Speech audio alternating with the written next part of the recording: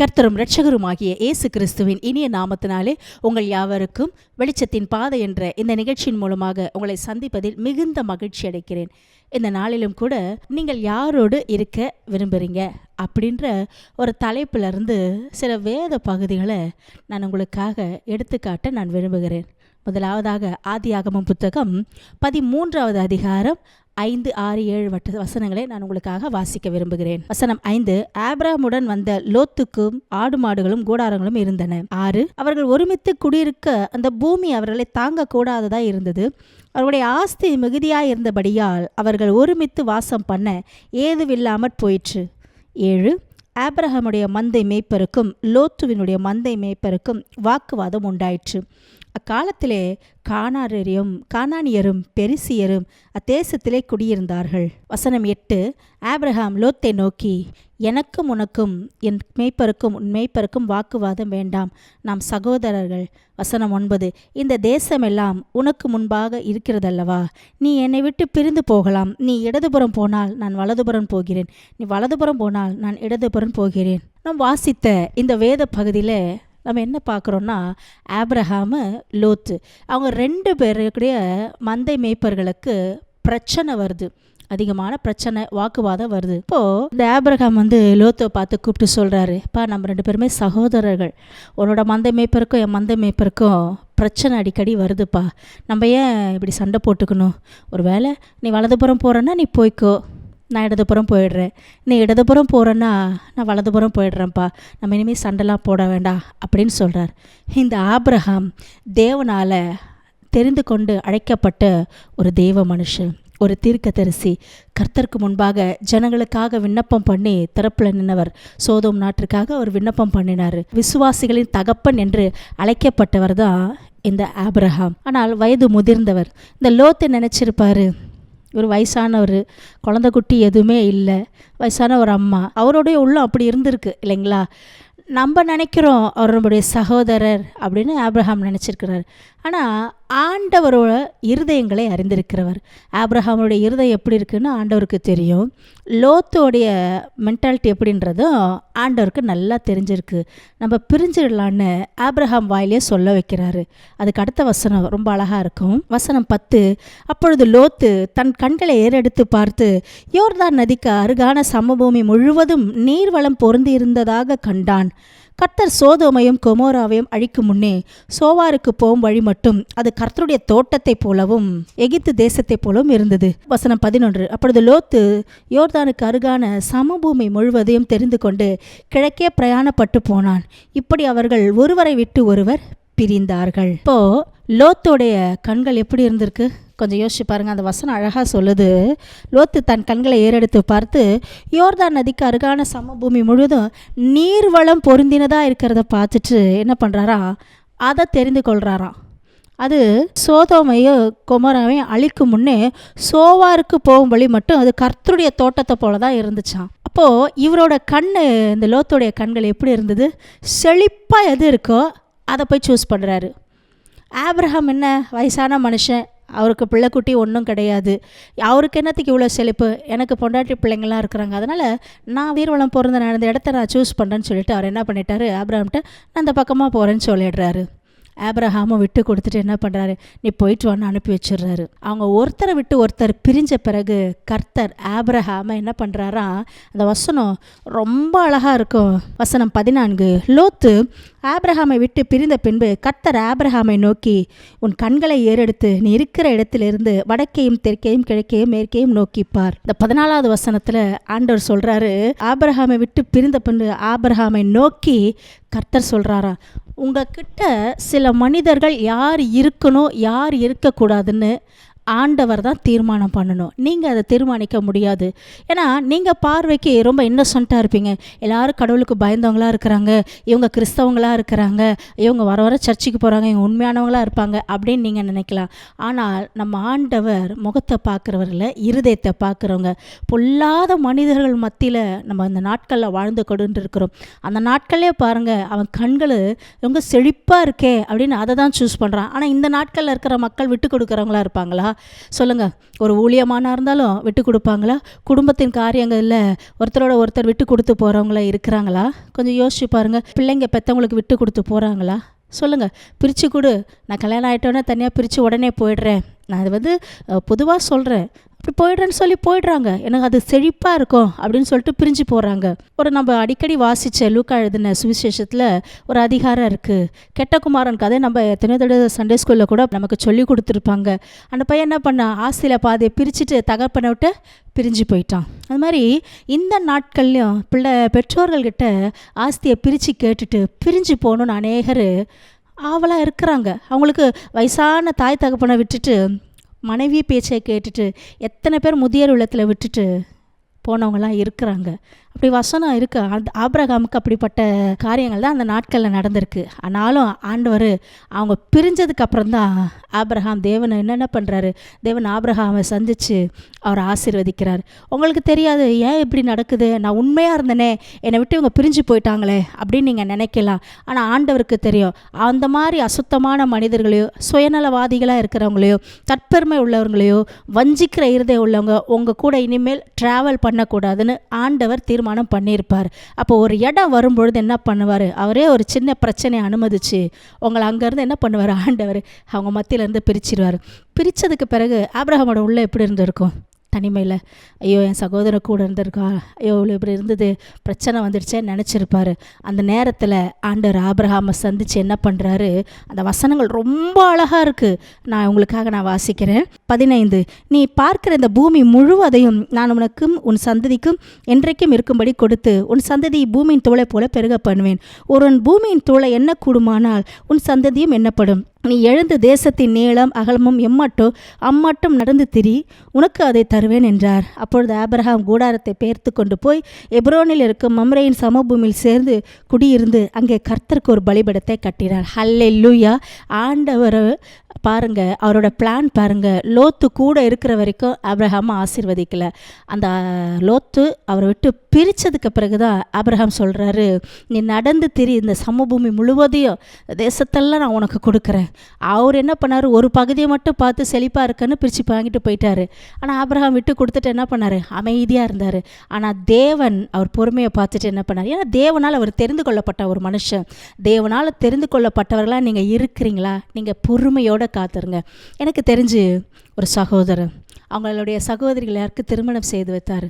திருமணம் செய்து வைத்ததுக்கப்புறம் இந்த ப்ராப்பர்ட்டியோட பிரச்சனை அவங்க சொன்னாங்க. சகோதரிகள் அவங்க கணவர்கள்லாம் வந்ததுக்கப்புறம் இதை பிரித்து கொடுன்னு ரொம்ப சண்டை போடுறாங்க. குடும்பத்தில் சமாதானமே இல்லை அப்படின்னு சொல்லிட்டு, நான் சமாதானத்தை காத்துக்கணும், அநியாயமாக நடத்துகிறாங்க அப்படின்னு சொல்லிட்டு இருந்தாங்க. இப்போ ஒரே ஒரு காரியங்களை மட்டும்தான் சொன்னோம். என்ன சொன்னோன்னா, நீங்கள் உங்கள் சமாதானத்தை காத்துக்கொள்ளுங்க, நீங்கள் அவங்களுக்கு அதை எழுதி மொத்தமாக கொடுத்துருங்க அப்படின்னு சொல்லிட்டோம். ஏன்னா வசனம் சொல்லுது, உன்னுடைய கோடித்துண்டை எடுத்துக்கொள்றன்னு ஒருத்தன் நினைக்கிறான்னா அவனோட வஸ்திரத்தையே விட்டுடு அவனுக்காக, இல்லையா? எதுக்கு போய் அவங்ககிட்ட பிரச்சனை பண்ணணும்? வஸ்திரத்தையும் எடுத்துக்கோ அப்படின்னு சொல்லி விட்டுணும். இவர் இந்த பிரதர் அழகாக எல்லா ப்ராப்பர்ட்டியும் எழுதி கொடுத்துட்டு இந்த சமாதானத்தை காத்துக்கொண்ட சிஸ்டர்னு அவர் வந்துட்டார். இப்போ பாருங்கள், கர்த்தர் அந்த பிரதரை சும்மா விடலை, கர்த்தர் அவரை ஆசீர்வதிச்சார். இதுதான் அன்றைக்கு ஆபிரகாமுக்கும் நடந்தது. அந்த மனுஷர்கள் பிரிஞ்சு பொறாமையில் போகத்தில் பிரிஞ்சுட்டு போகிறாங்களா, போகணும்னு பிச்சுட்டு போகிறாங்களா, விட்டுறணும்.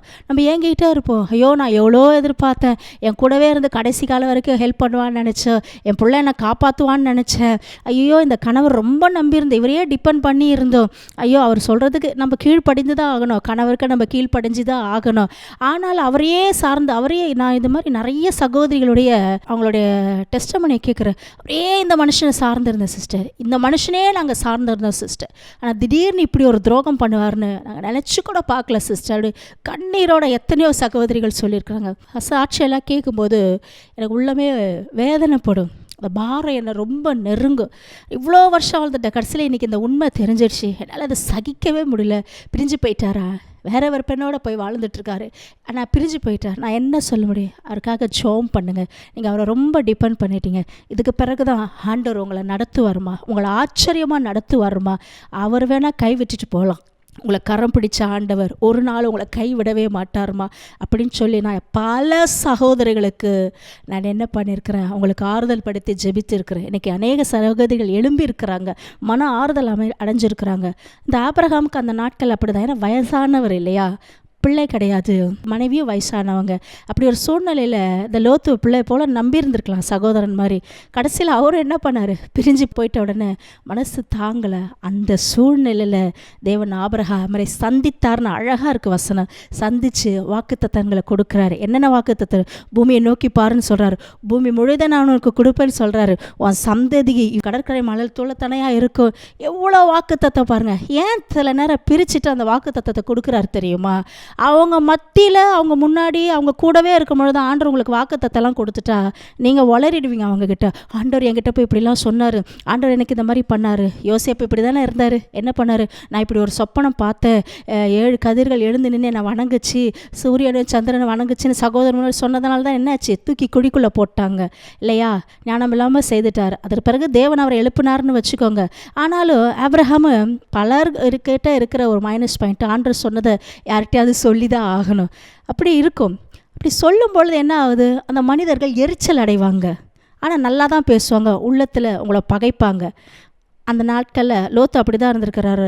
அவர் கண்களை எப்படி ஏறெடுத்திருக்காரு பார். ஓ, இது செழிப்பாக இருக்குது, இதை போகலாம், இதுங்களுக்கு எதுக்கு இது, இந்த வனாந்திரமான பாதையில் இதுங்க போட்டோம் அப்படின்னு அவர் நினச்சிருப்பார்.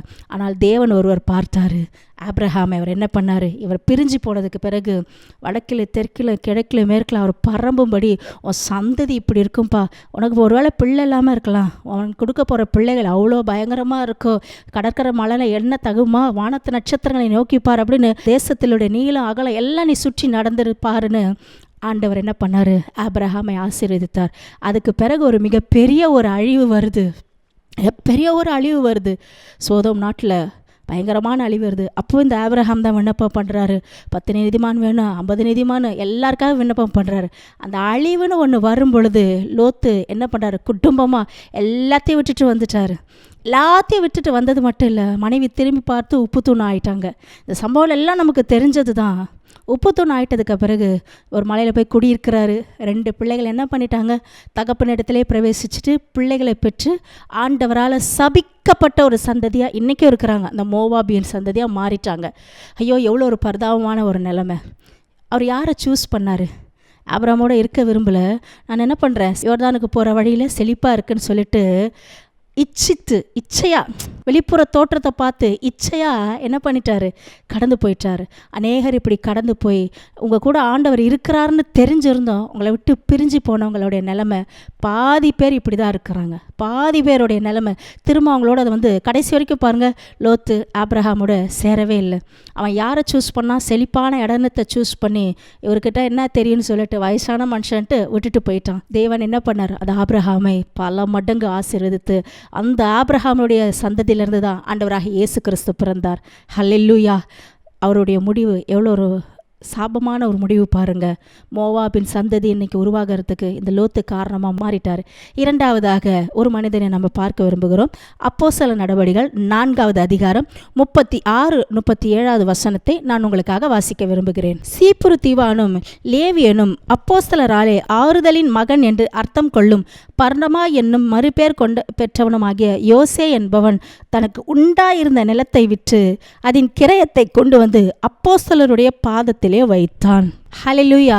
இந்த வேத பகுதியில் நம்ம யாரை பார்க்குறோம்னா, ஆறுதலின் மகன் என்று பெயர் கொள்கிற வகையில் பர்னபாவை குறித்து நம்ம பார்க்குறோம். இந்த பர்னபா மக்களுக்கு பார்த்திங்கன்னா பணம் சேகரிக்கிறதுலையும் ஆதி திருச்சபையில் இருந்த ஊழியர்களுக்கெல்லாம் ரொம்ப உதவியாக இருந்த ஒரு மனுஷன். நல்ல ஒரு துவக்கம். அப்போஸ்தலரோட பாதத்திலேருந்து நிலத்தெல்லாம் விற்று எடுத்துகிட்டு வந்து கொடுக்கும்போது அதில் ஒரு பங்கு வகித்தவர் இந்த பர்னபா தான். அப்போஸ்தலரோட பாதத்தில் எடுத்து எல்லாத்தையும் எடுத்துகிட்டு என்ன பண்ணார், விற்று கொடுத்த ஒரு மனுஷன். அவ்வளோ ஒரு நல்ல ஒரு துவக்கம். நல்ல எப்படி சொல்கிறது, ஒரு ஏழை எளிய ஜனங்களுக்கு உதவுகிற ஒரு உதார குணம் உள்ள ஒரு மனிதன். பிறரை பற்றி பின்னால் அவரை குறித்து நான் சில ஹிஸ்ட்ரி எடுத்து படிக்கும்பொழுது யாரை குறித்து பின்னாடி அவர் பேசாத ஒரு மனுஷனா, அவ்வளோ ஒரு நல்ல ஒரு மனிதர். அதனால் அவர் பாருங்கள், ஆதி திருச்சபையில் பர்னபா ஒரு முக்கியமான ஊழியக்காரராக அவர் விளங்கியிருக்கிறார். ஆதி திருச்சபைகளில் ஒரு ஊழியக்காரராக எருசலேமில் இருந்த சபையில் அவர் விளங்கியிருக்கிறார். பர்னபாவும் பவுலும் முதல்ல மிஷனரி பயணத்துக்கு போகணும்னு பரிசுத்த ஆவியானவரால் தேர்ந்தெடுக்கப்பட்டவர் தான் இந்த பர்னபா பவுலும். அது மாத்திரம் இல்லை, இவ்வளோ ஊழியங்களை பவுலோட கூட சேர்ந்து அந்த பர்னபா தொடர்ந்து செய்துக்கிட்டே வந்தார்.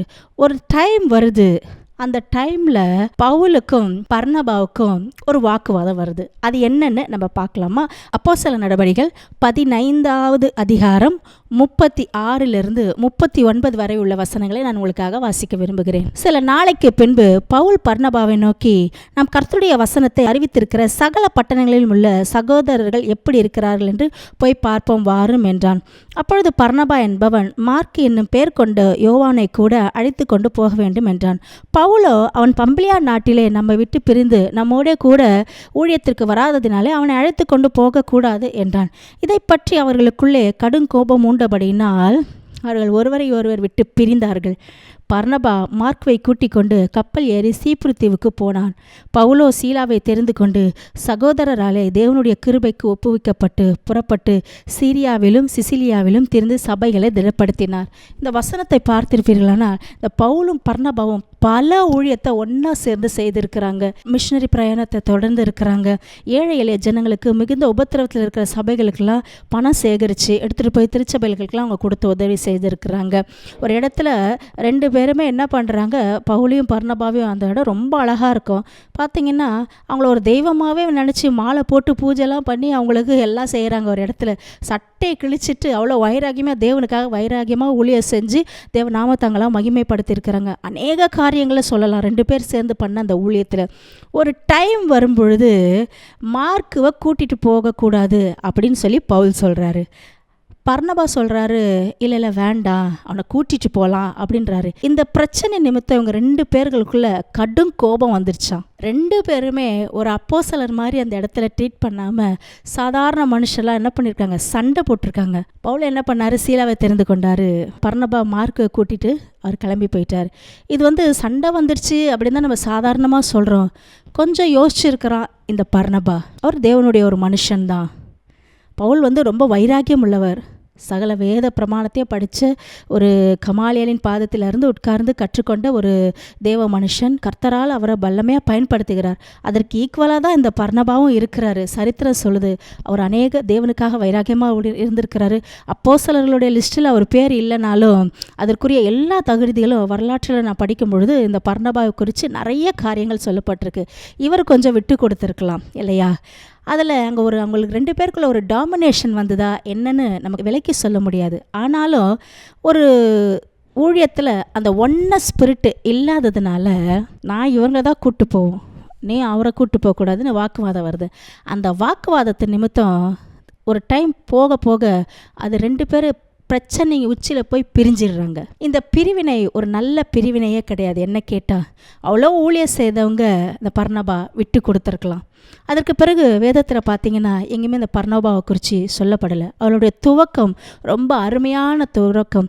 ஏழை எளிய ஜனங்களுக்கு உதவி செய்த ஒரு பர்னபா அநேக சபைகளை திடப்படுத்தியிருக்கிறாரு. பணத்தை எடுத்துகிட்டு வந்து கிரயங்களெல்லாம் தேவனுடைய காரியங்களுக்காக செலவழிச்சிருக்கிறாரு. எருசலேமில் சபை ஸ்தாபிப்பதற்கு அவர் ஒரு அங்கத்தினராக அங்கே இருந்திருக்கிறாரு. பல காரியங்களை செய்த இந்த பர்னபா ஆறுதலின் மகன் அப்படின்னு கூட சொல்லப்பட்டு அழைக்கப்பட்டிருக்கிறாரு. பவுலோடு கூட சேர்ந்து மிஷனரி பிரயாணத்தெல்லாம் போயிருக்கிறாரு. பகை சேகரித்து என்ன பண்ணியிருக்கிறாரு, சில சபைகளுக்கு மிஷனரி பயணமாக போய் அந்த சபையில் போய் திடப்படுத்தியிருக்காரு. இவ்வளோ வேலைகளை நிறைய வேலையை செய்த அந்த பர்னபா கொஞ்சம் விட்டு கொடுத்துருக்கலாம். அதுக்கு பிறகு பகுதி வருகிற எல்லா நிருபத்திலையும் பார்த்துருப்பீங்க. ஆனால் இந்த பர்னபாவோட பேரே அதோடு இடைப்பட்டிருக்க முடியாது. இந்த பவுல் மட்டும்தான் வராரு, கிருபைக்கு ஒப்பு கொடுக்கப்பட்டு.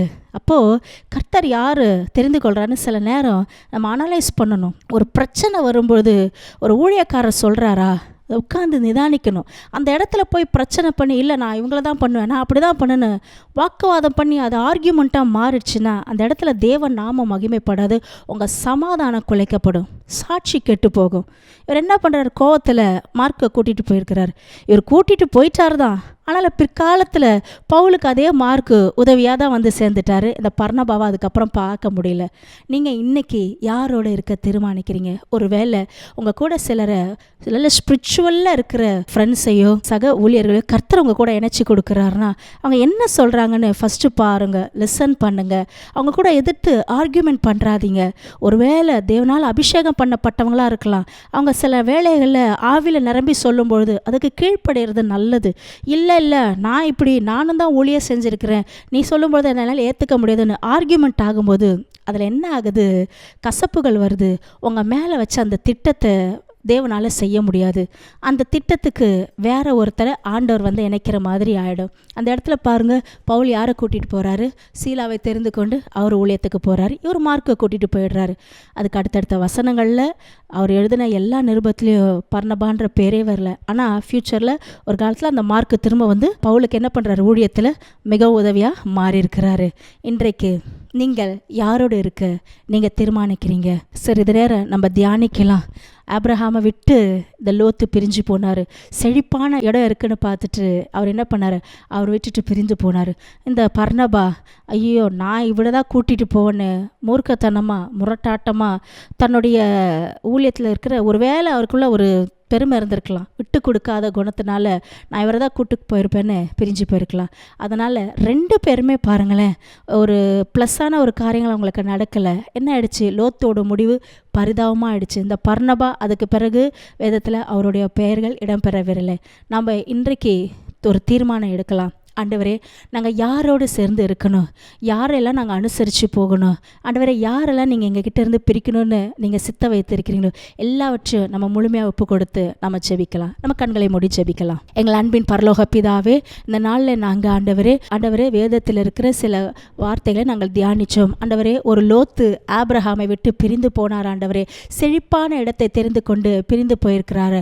அவர் பிரிந்து போன பிறகுதான் நீங்கள் ஏசப்பா ஆபிரகாமை ஆசீர்வதிக்க ஆரம்பித்தீர். ஆண்டவரே, எங்கள் கூட இருக்கிற மனிதர்கள் எப்படிப்பட்டவங்கன்னு எங்களுக்கு தெரியாத ஆண்டவரே. பேச்சில் நல்லவங்களா இருக்கலாம், இன்பமாக பேசுகிறவங்களா இருக்கலாம், அழகாக பேசுகிறவங்களா இருக்கலாம். ஆனால் அவங்க உள்ளத்தில் ஆண்டவரே பட்சிக்கிற ஓநாய்களை போல இருக்கலாம். அவங்க இருதயம் கேடுள்ளதாக இருக்கலாம், எங்களுக்கு தெரியாது. அப்படிப்பட்ட மனிதர்களை எங்கள் விட்டு அவங்க பிரிந்து போகட்டும் ஆண்டவரே.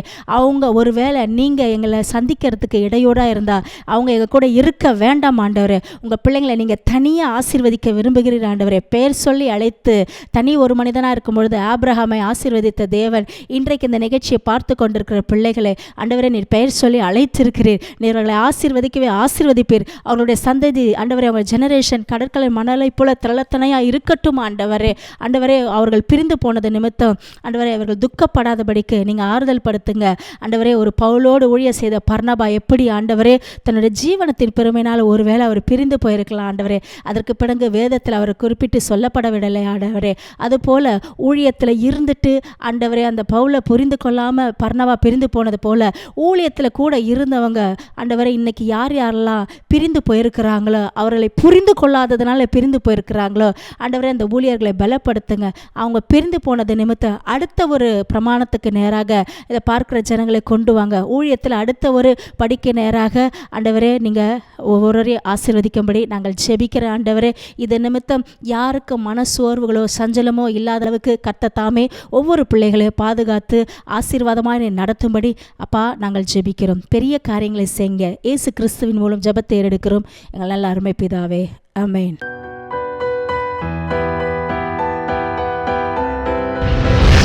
கர்த்தர் உங்களை ஆசீர்வதிப்பாராக.